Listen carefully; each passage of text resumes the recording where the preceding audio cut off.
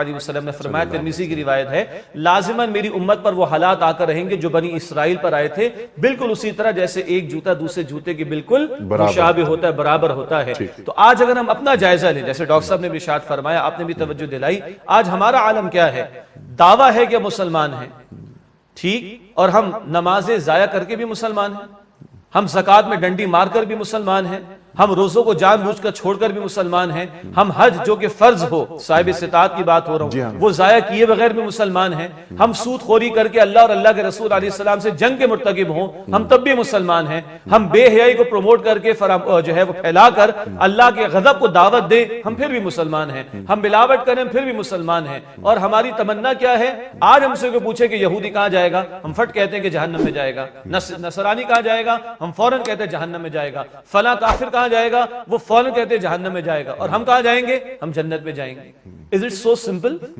کیا جنت اللہ کی اس قدر آسان ہے؟ تو اللہ تعالیٰ پہلے ہمیں بھی فرما دے تمہاری تمناؤں سے کچھ نہیں ہوگا، یہ وشفل تھنکنگ جسے کہا جاتا ہے، ہمارے استاد ڈاکٹر صاحب یہ رحمۃ اللہ علیہ یہ لفظ استعمال کرتے تھے وشفل تھنکنگ کا، نہ ان کی وشفل تھنکنگ سے کچھ ہوگا، قرآن گویا کہ کہہ رہے ہیں، نہ تمہاری وشفل تھنکنگ سے کچھ ہوگا۔ پھر جیسے ڈاکٹر صاحب نے آیت کوٹ کی سورہ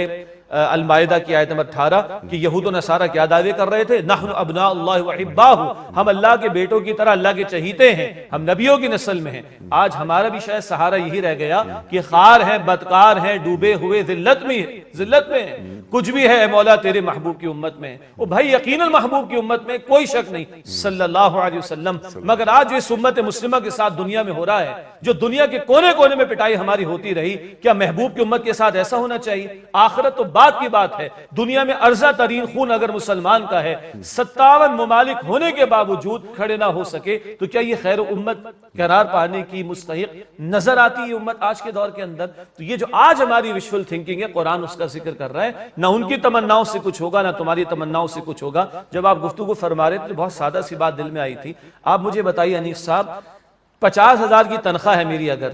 کیا تمناؤں سے ملتی ہے مجھے؟ کبھی گھر بیٹھے کبھی مجھے ملتی؟ میرے بچے کو میں نے اسکول میں ایڈمیشن دلا رکھا ہے، اس کے میں اے سٹارز چاہتا ہوں، کل اس کو میں ماسٹر پی ایچ ڈی اور ایم فل کرانا، نہ جانے کیا کچھ کرانا چاہتا ہوں، کیا تمناؤں سے یہ بھی مجھے مل سکتا ہے؟ تمنا سے میرے بچے کو 100 روپے کی آئس کریم نہیں مل سکتی، تمنا سے مجھے اور آپ کو بحث تمنا کرنے سے 50,000 کی تنخواہ نہیں مل سکتی۔ آپ اور میں ہم تمنا کر کے چاہیں کہ اللہ مل جائے، اللہ کے رسول مل جائیں، اور اللہ کی جنت مل جائے، اور آخرت کی ابد الآباد کی ہمیشہ کی زندگی کی کامیاب مل جائے، ہم کس خوش فہمی کے اندر مبتلا ہیں؟ تو قرآن اس مقام پر بے عملی،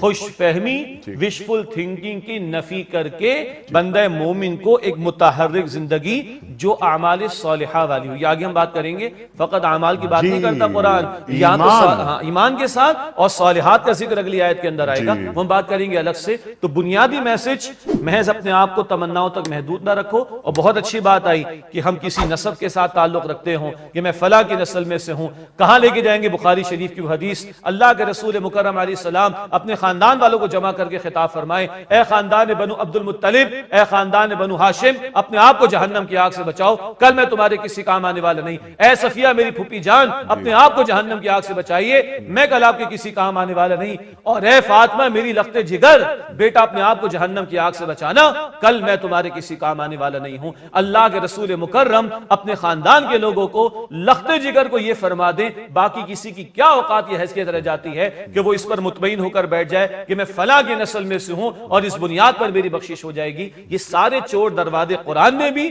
اور رسول اکرم علیہ السلام نے بھی بند کر دی۔ سبحان اللہ۔ سبسکرائب کیجئے ہمارے چینل اور دبائیے بیل کا آئیکن تاکہ آپ کو ریگولر نوٹیفیکیشن اپڈیٹس مل سکے۔